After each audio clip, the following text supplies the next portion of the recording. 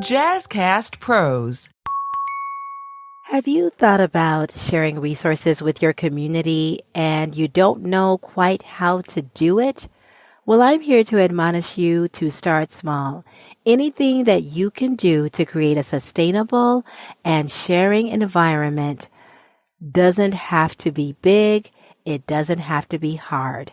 Start where you are right now. In this next episode, I'm going to give you 6 ways to do this. So I hope you stick around, and I look forward to talking with you about how to build community through sustainability right now. Welcome to the Declutter Empress Radio podcast, a podcast to help you create a functional space wherever you roam. I am your host, Derria. So I recently took myself out on an artist date to see an independent film called Farming While Black. This was a lovely film about 2 sisters who own a farm called Soulfire Farm out of Petersburg, New York. They eventually transitioned into a co-op, and I was inspired. If you don't know what a co-op is, I will tell you. It stands for cooperative. And according to Merriam-Webster, a cooperative is an organization owned by and operated for the benefit of those using its services. And my first exposure to hearing about a cooperative was through Fannie Lou Hamer. She was an activist who believed that not only in civil rights, but also in the agricultural industry. She was around at a time when Black people could not own land. And she did not believe that Blacks should be dependent on others for food. And she also didn't believe that anyone should go hungry. And if you don't know who Fannie Lou Hamer is, please look her up, because she did not believe that anyone should go hungry. And with that being said, I was inspired because I saw it as it was sharing resources with the community. And I, too, have been heavily thinking about this. Sharing resources with my community, starting with not only my family, but spreading out to friends and neighbors and anyone who knows of someone who is in need. And now, I know this may sound silly, but one of the things that I started doing was sharing my car. Yes, my automobile. Now, I am one who would not allow anyone to drive my car, not even my daughter. And one day my daughter needed transportation, and she needed transportation to run an errand. And I said, use my car. Why is this a big deal? Because I was brought up to be extremely independent, not letting anyone touch my things or be up all in my business, and that everyone should have their own. And, you know, in the U.S., we are caught up in individualism. And lately, I've really been thinking about this concept and understanding where it comes from. But I began to change my mind about a lot of things. And this has helped me to detach from material things. Now, I'm a minimalist, as many of you already know, but I am not here to tell anyone what to buy and what not to buy. And you do not have to be a minimalist. You can enjoy the things that you have. Colors, aesthetics. We're all different, which is what makes us beautiful.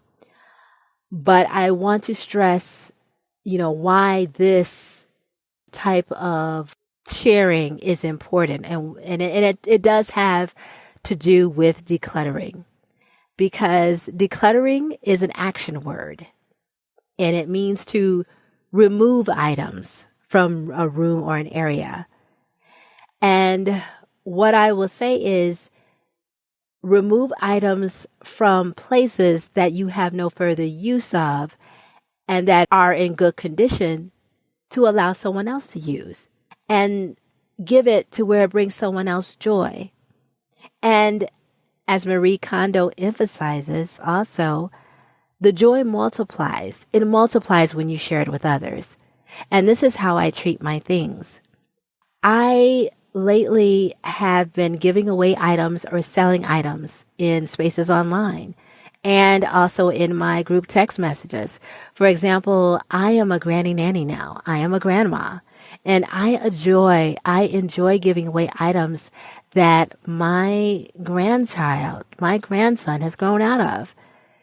And it's all about community, because the nonprofit retail chains, they have enough. I am not saying not to donate to these places because they are needed, but a lot of times they have so much, because I have had experience going to one of them and they only accept items at certain times, or they have even told me, we don't accept that, which I understand. But I will say that I have noticed also when I go into these places that some things are priced high, as much as $15, $20. I can remember a time many, many years ago when things were $2, $3. I think a lot of the nonprofit retail chains, they're inflating the numbers. I think a lot of times, you get into where it gets into the greed territory. So that's why I am a firm believer in reaching out to who is around you to see if they know someone who can use items that you no longer need. Now, getting back to the co-op, do I see a co-op in the future for giving away items? Maybe. But in the meantime, I like the idea of doing what you can where you are, because it can be overwhelming to say, oh my gosh, I'm going to start this cooperative. I'm going to start this organization, because there's a lot that goes into that. And when I did go see this film, it was at a local art center in my neighborhood. And there was a panel discussion of local farmers.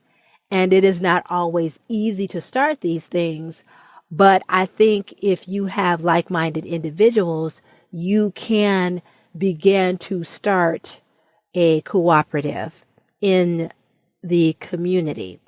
This not being about never buying anything new. It's simply about reusing and giving away those things that you don't value anymore, but someone else will. Now, there are several ways that you can give to those around you, or finding places in your area that may need items. The first thing I would say is do a no-buy community page. And there are some that already exist. These pages, you can have people come to a central location to collect. If you have some items, you can get on the social media apps, and seek out those no-buy community pages. You can also start one yourself in your area. Libraries are a great place to exchange items. They're a safe and public space. Of course, you have to watch your surroundings everywhere you go. But that is a place, if you are hesitant about giving away items or putting these out on social media, that's a way to give. The second thing, drop a message in your group text to friends. Right now, go analog. The people closest to you may even be in need. And a lot of times people don't want to say because of embarrassment. Or they may know of someone directly in their immediate proximity. For example, a local church, job, sorority, fraternity, or any volunteer groups that they may be a part of. So let people know, because right now, word of mouth is number one right now, I believe. And I believe if we're not already there. The third way to begin to operate in a sustainable way is buying or swapping with family such items like paper products. If you go to Costco or something like that, if you go to some of the clubhouses or whatnot, and you and another family or a friend or whatnot, you want to swap paper products, toilet tissue, paper towels, some things that you buy in bulk. You could start a Google or an Excel spreadsheet of what items are shared and who can take turns buying these products. I've started doing this myself with my own family. You can also do this with food. Now, I haven't tried the food yet. I'm not a cook, but I do know where to go when I need to get food. But if you're out there doing it, already, kudos to you. But this is something that's easy. You can start small. It doesn't have to be anything big and overwhelming. The fourth way that you can do this is growing things, growing tomatoes, growing herbs, like something easy. I definitely want to start doing this myself because I'm not going to tell you all anything that I don't want to start myself or am not doing. If you want to start growing something in your own backyard or in a friend's yard, you can ask. I know when I was at the panel discussion at the independent film, they opened it up to the audience and there was a lady there that was willing to give a portion of her land for free to someone who wanted to grow vegetables or plants or herbs. You could start that way. And people won't know about what you're doing until you post it. So if you want to get a group together to sell at the local farmers market in your area, advertise it in the marketplace. Advertise it. I know you can do this by joining the Chamber of Commerce, and I know a lot of times these things cost because things add up, but you can post it. You may have to do it paper, post it on, at the local laundromat, post it at your local coffee shop, ask, with permission if you can do that. Also post it on those social media sites that you frequent. And it would also be groovy to teach people who want to learn these skills. And in turn, if you don't know how to grow a thing, like me, have a yearning to learn to do it. Because I know right now, I am getting into sewing. I already crochet. Shout out to all my crocheters out there. If you know how to crochet, if you know how to knit, if you know how to sew, teach at the local library. See if you can volunteer to teach those skills, because definitely it is something that I think is needed, and it's also sustainable. Google your local university or community college to see if they offer step-by-step classes to do these things. The fifth way to be sustainable and to start sharing is, as I mentioned, to create clothing, taking up a sewing class. People need baby blankets. People need blankets. My daughter recently told me that she has the idea to go thrifting to different stores and using the fabric from pieces she finds to recreate outfits. And I thought that was a splendid idea. You talk about sustainable. You talk about repurposing. And it's like I say, sewing has been on my mind a lot lately. And I did take note that the local college offers sewing lessons for a fee, and you may have a local college or a library that offers these things. And I definitely think it's worth it. And especially if you know someone personally who knows how to sew, ask if for a fee they will teach you if you can't afford to pay. But I definitely think it's worth your time to ask. And lastly, number 6, I want you to think about if you will actually use or eat the produce yourself that you grow, or know someone who will who will eat the produce that you grow, or use the herbs that you grow.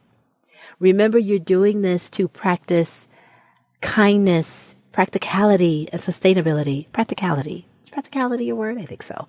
You know what I'm saying. So if you do not have this mindset, don't do it, because it will not be sustainable for you. But if you have it in your heart and soul to do it, do it. Because I do not believe that this has to be an overwhelming task or hard work. I believe that with consistency and persistence and working with people or getting together like-minded people, it can work, because it definitely starts at home, whoever it may be. You can create a sustainable way for your family and community to acquire things needed to just exist. And yeah, we're surviving. I know I've been surviving. I haven't been thriving, but I've been surviving. But on a micro level, I believe we can definitely do this in the midst of the manufactured idea that there's not enough basic necessities to go around due to greed and waste. So yeah, but right now I'm focused on sharing resources, and I hope these action steps will help you to create a sustainable and easy living. And I encourage you to share this episode with anyone who has had this on their mind, or if you had a conversation with anyone or someone that you know who could use this information, pass it along. Also, if you enjoyed this conversation, feel free to comment. And I want to know what you're doing to live sustainably. What are you doing in your own community right now to help someone else? What are you doing? It can start small. It does not have to be anything overwhelming. And also, so that this podcast can be found by others who may be looking for something similar, give this podcast episode, the podcast itself, 5-star rating if you like what you hear and the tips are useful for you. Okay? And until next time, I thank you so much for listening. I treasure you all. I am so happy that you, my subscribers, have stuck with me. And I am looking forward to hearing from each and every one of you. Okay? And until next time, take good care of yourselves and live clutter-free. I'll talk with you soon.